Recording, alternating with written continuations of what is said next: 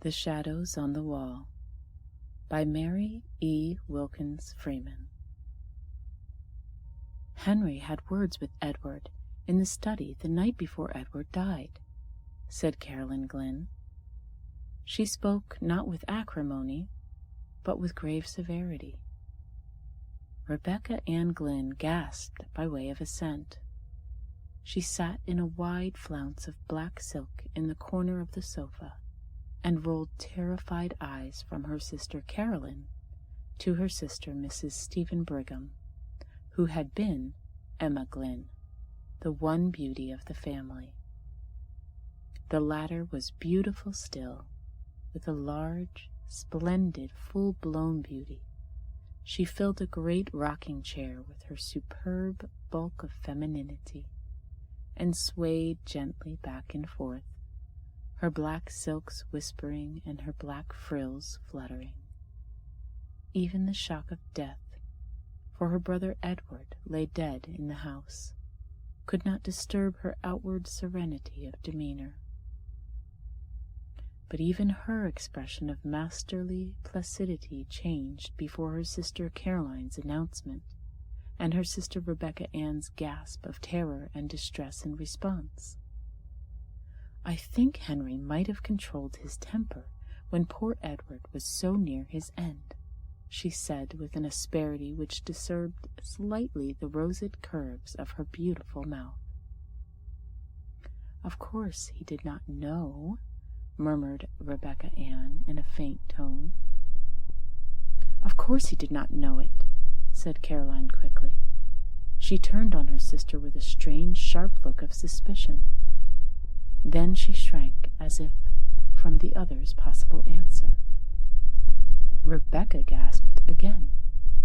The married sister, Mrs. Emma Brigham, was now sitting up straight in her chair. She had ceased rocking, and was eyeing them both intently with a sudden accentuation of family likeness in her face. "What do you mean?"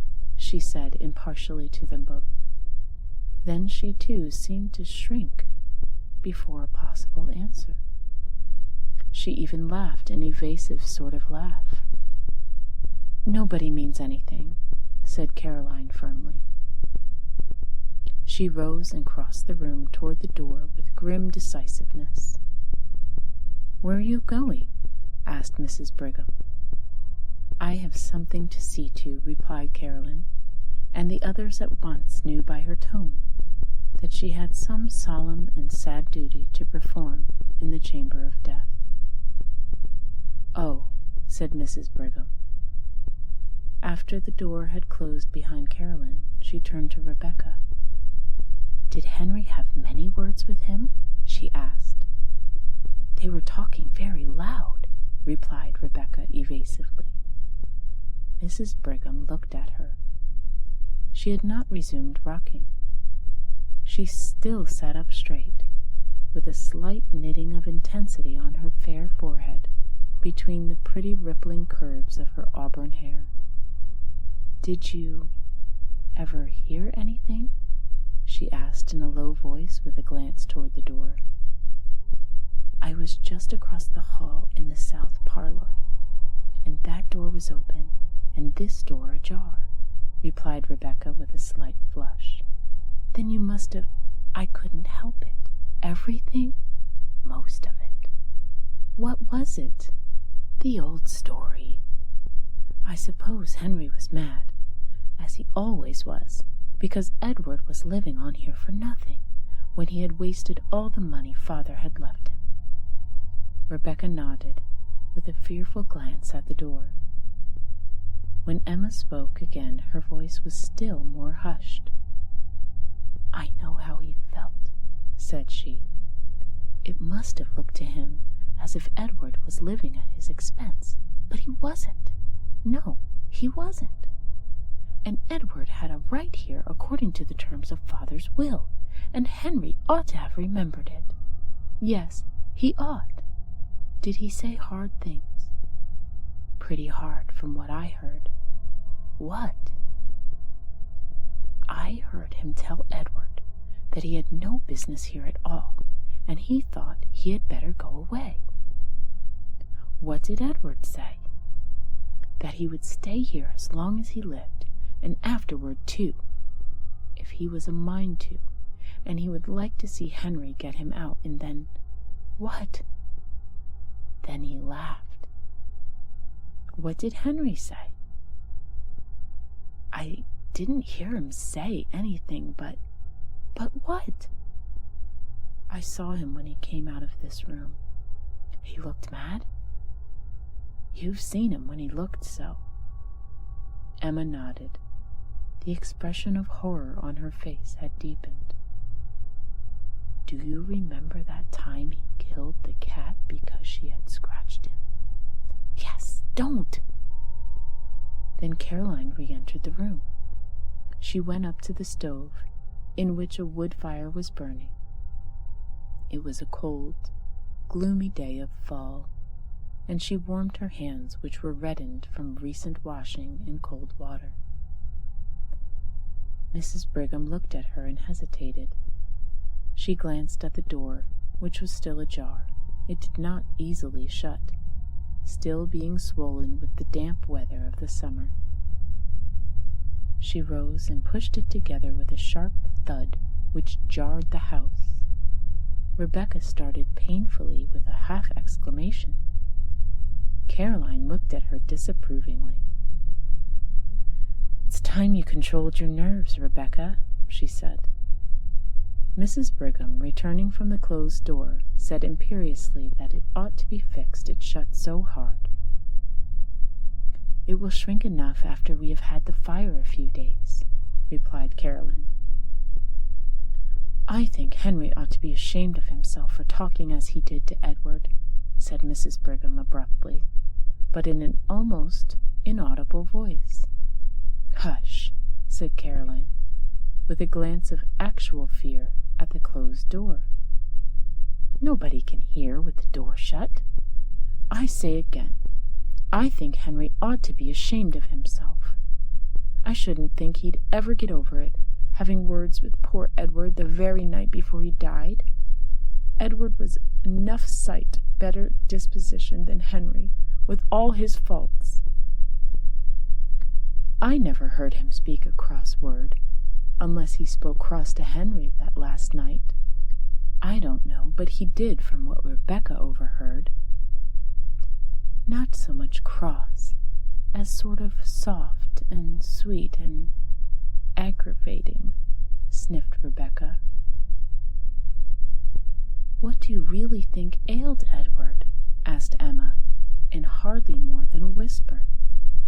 She did not look at her sister. "I know you said that he had terrible pains in his stomach and had spasms, but what do you think made him have them?"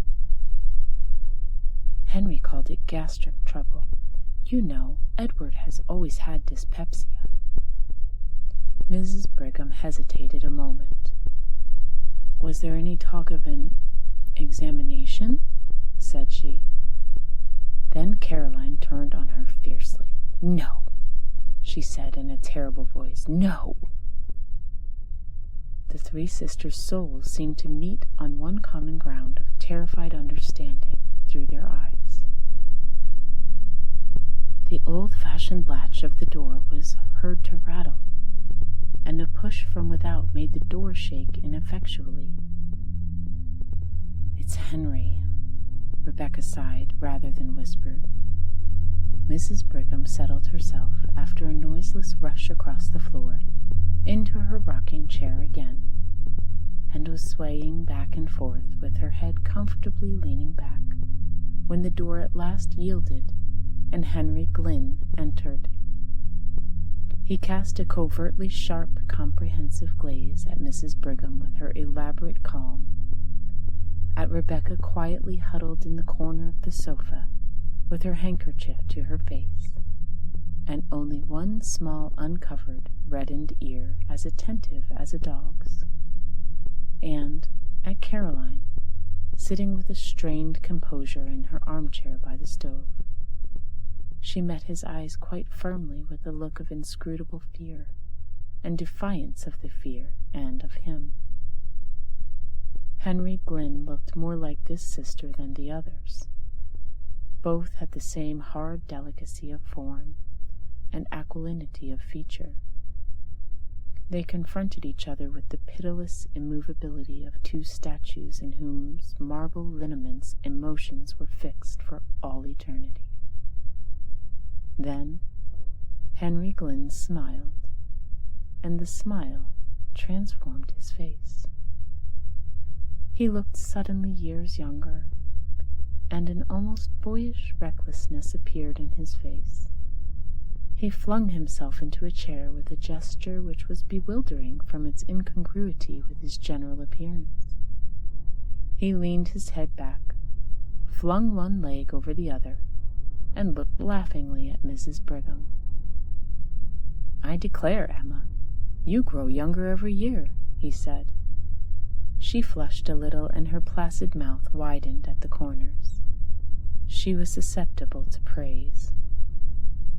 "Our thoughts today ought to belong to the one of us who will never grow older," said Caroline in a hard voice. Henry looked at her, still smiling. "Of course, we none of us forget that," said he in a deep, gentle voice. "But we have to speak to the living, Caroline. And I have not seen Emma for a long time, and the living are as dear as the dead." "Not to me," said Caroline. She rose and went abruptly out of the room again. Rebecca also rose and hurried after her, sobbing loudly. Henry looked slowly after them. "Caroline is completely unstrung," said he. Mrs. Brigham rocked. A confidence in him, inspired by his manner, was stealing over her. Out of that confidence she spoke quite easily and naturally. "His death was very sudden," said she. Henry's eyelids quivered slightly, but his gaze was unswerving. "Yes," said he. "It was very sudden. He was sick only a few hours." "What did you call it?" "Gastric." "You did not think of an examination?" "There was no need. I am perfectly certain as to the cause of his death." Suddenly Mrs. Brigham felt a creep, as of some live horror, over her very soul. Her flesh prickled with cold before an inflection of his voice. She rose, tottering on weak knees. "Where are you going?" asked Henry in a strange, breathless voice. Mrs. Brigham said something incoherent about some sewing which she had to do, some black for the funeral, and was out of the room. She went up to the front chamber which she occupied. Caroline was there. She went close to her and took her hands, and the two sisters looked at each other. "Don't speak. Don't. I won't have it," said Caroline, finally in an awful whisper. "I won't," replied Emma. That afternoon the three sisters were in the study. Mrs. Brigham was hemming some black material. At last she laid her work on her lap. "It's no use. I cannot see to sew another stitch until we have a light," said she. Caroline, who was writing some letters at the table, turned to Rebecca in her usual place on the sofa. "Rebecca, you had better get a lamp," she said. Rebecca started up. Even in the dusk her face showed her agitation. "It doesn't seem to me that we need a lamp quite yet," she said in a piteous, pleading voice like a child's. "Yes, we do," returned Mrs. Brigham peremptorily. "I can't see to sew another stitch." Rebecca rose and left the room. Presently she entered with a lamp. She set it on the table, and an old-fashioned card table which was placed against the opposite wall from the window. That opposite wall was taken up with 3 doors, The one small space was occupied by the table. "What have you put that lamp over there for?" asked Mrs. Brigham, with more of impatience than her voice usually revealed. "Why didn't you set it in the hall and have done with it? Neither Caroline nor I can see if it is on that table." "I thought perhaps you would move," replied Rebecca hoarsely. "If I do move, we can't both sit at that table. Caroline has her paper all spread around. Why don't you set the lamp on the study table in the middle of the room? Then we can both see." Rebecca hesitated. Her face was very pale. She looked with an appeal that was fairly agonizing at her sister Caroline. "Why don't you put the lamp on this table as she says?" asked Caroline almost fiercely. "Why do you act so, Rebecca?" Rebecca took the lamp and set it on the table in the middle of the room without another word. Then she seated herself on the sofa and placed a hand over her eyes as if to shade them, and remained so. "Does the light hurt your eyes, and is that the reason why you didn't want the lamp?" asked Mrs. Brigham kindly. "I always like to sit in the dark," replied Rebecca chokingly. Then she snatched her handkerchief hastily from her pocket and began to weep. Caroline continued to write, Mrs. Brigham to sew. Suddenly, Mrs. Brigham, as she sewed, glanced at the opposite wall. The glance became a steady stare. She looked intently, her work suspended in her hands. Then she looked away again and took a few more stitches. Then she looked again, and again turned to her task. At last she laid her work in her lap and stared concentratedly. She looked from the wall around the room, taking note of the various objects. Then she turned to her sisters. "What is that?" said she. "What?" said Caroline harshly. "That strange shadow on the wall," replied Mrs. Brigham. Rebecca sat with her face hidden. Caroline dipped her pen in the inkstand. "Why don't you turn around and look?" asked Mrs. Brigham in a wondering and somewhat aggrieved way.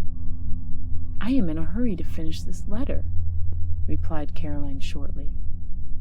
Mrs. Brigham rose, her work slipping to the floor, and began walking around the room, moving various articles of furniture with her eyes on the shadow. Then suddenly she shrieked out, "Look at this awful shadow! What is it? Caroline, look! Look, Rebecca, look! What is it?" All Mrs. Brigham's triumphant placidity was gone. Her handsome face was livid with horror. She stood stiffly pointing at the shadow. Then, after a shuddering glance at the wall, Rebecca burst out in a wild wail. "Oh, Caroline, there it is again! There it is again!" "Caroline Glynn, you look!" said Mrs. Brigham. "Look! What is that dreadful shadow?"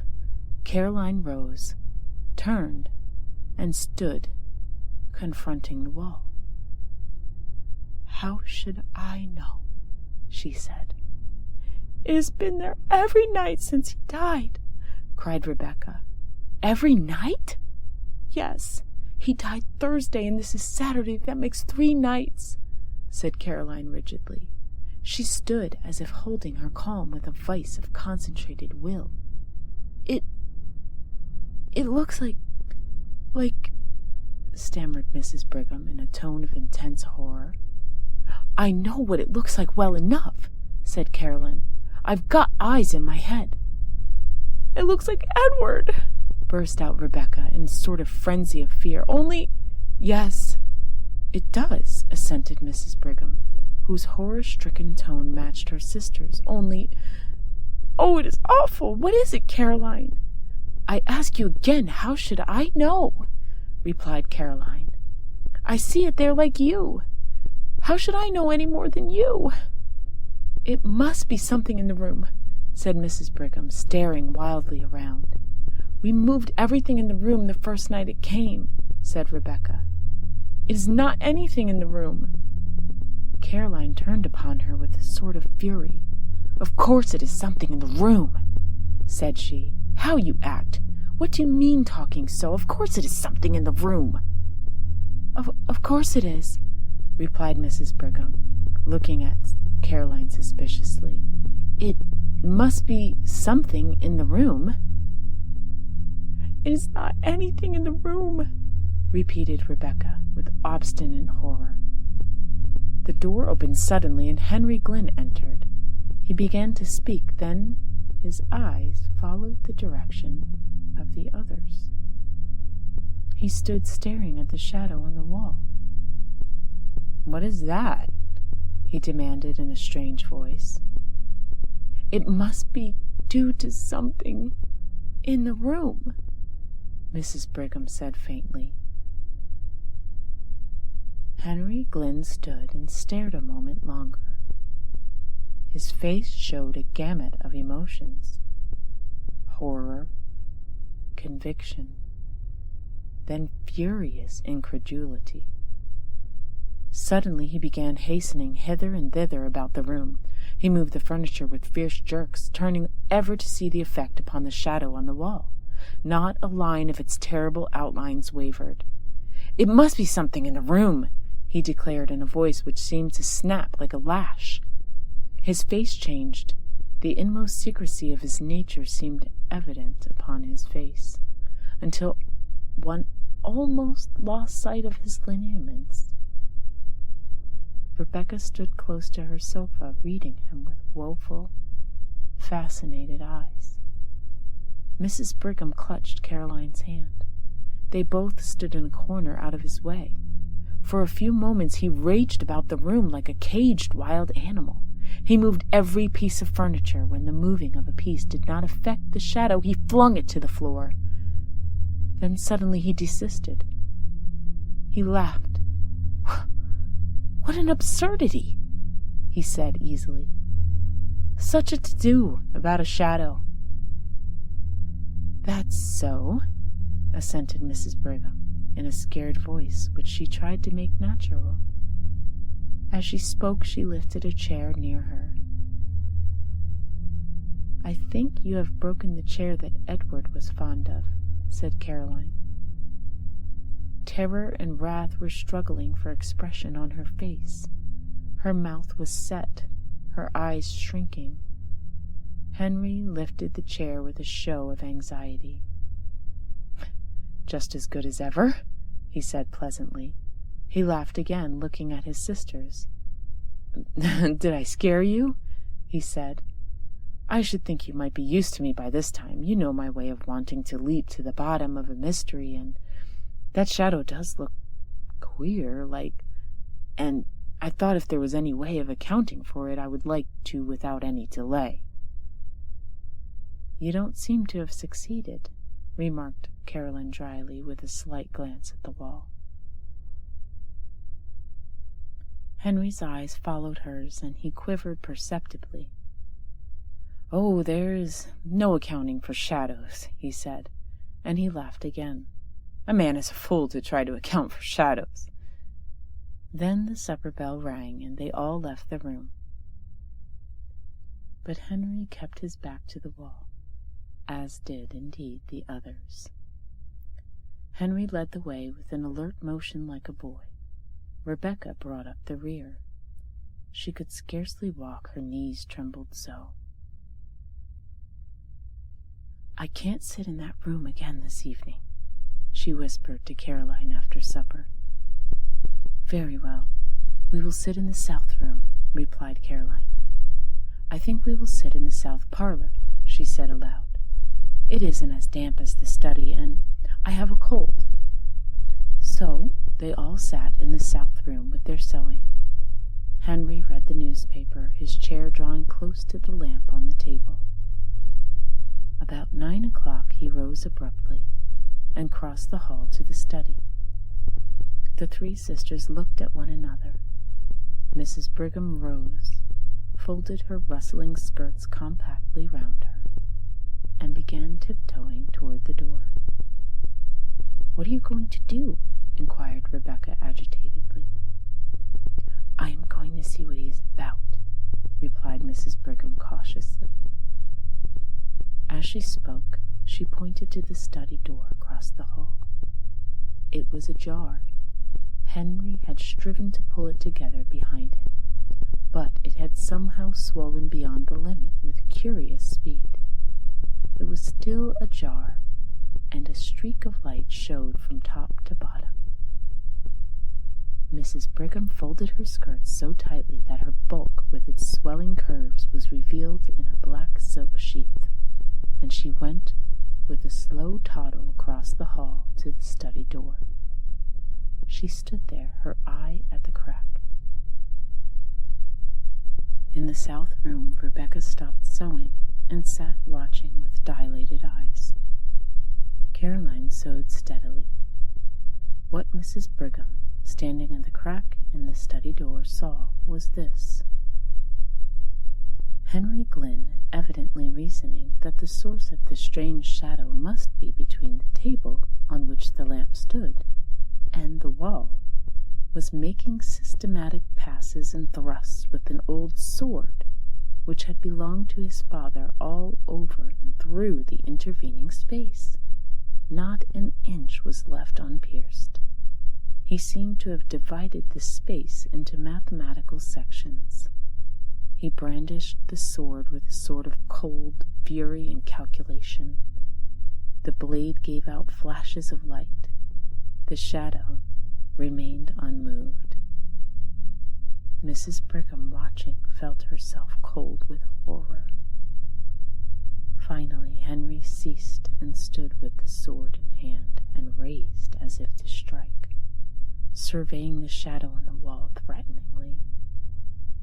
Mrs. Brigham toddled back across the hall and shut the south room door behind her before she related what she had seen. "He looked like a demon," she said again. "Have you got any of that old wine in the house, Caroline? I don't feel as if I could stand much more." "Yes, there's plenty," said Caroline. "You can have some when you go to bed." "I think we had all better take some," said Mrs. Brigham. "Oh, Caroline, what—" "Don't ask. Don't speak," said Caroline. "No, I'm not going to," replied Mrs. Brigham, "but—" Soon the three sisters went to their chambers, and the south parlor was deserted. Caroline called Henry in the study to put out the light before he came upstairs. They had been gone about an hour when he came into the room bringing the lamp which had stood in the study. He set it on the table and waited a few minutes, pacing up and down. His face was terrible. His fair complexion showed livid, and his blue eyes seemed dark blanks of awful reflections. Then he took up the lamp and returned to the library. He set the lamp on the center table, and the shadow sprang out on the wall. Again he studied the furniture and moved it about, but deliberately, with none of his former frenzy. Nothing affected the shadow. Then he returned to the south room with the lamp and again waited. Again he returned to the study and placed the lamp on the table, and the shadow sprang out upon the wall. It was midnight before he went upstairs. Mrs. Brigham and the other sisters who could not sleep heard him. The next day was the funeral. That evening the family sat in the south room. Some relatives were with them. Nobody entered the study until Henry carried a lamp in there after the others had retired for the night. He saw again the shadow on the wall leap to an awful life before the light. The next morning at breakfast, Henry Glynn announced that he had to go to the city for 3 days. The sisters looked at him with surprise. He very seldom left home, and just now his practice had been neglected on account of Edward's death. "How can you leave your patients now?" asked Mrs. Brigham wonderingly. "I don't know how to, but there is no other way," replied Henry easily. "I had a telegram from Dr. Mitford." "Consultation?" inquired Mrs. Brigham. "I have business," replied Henry.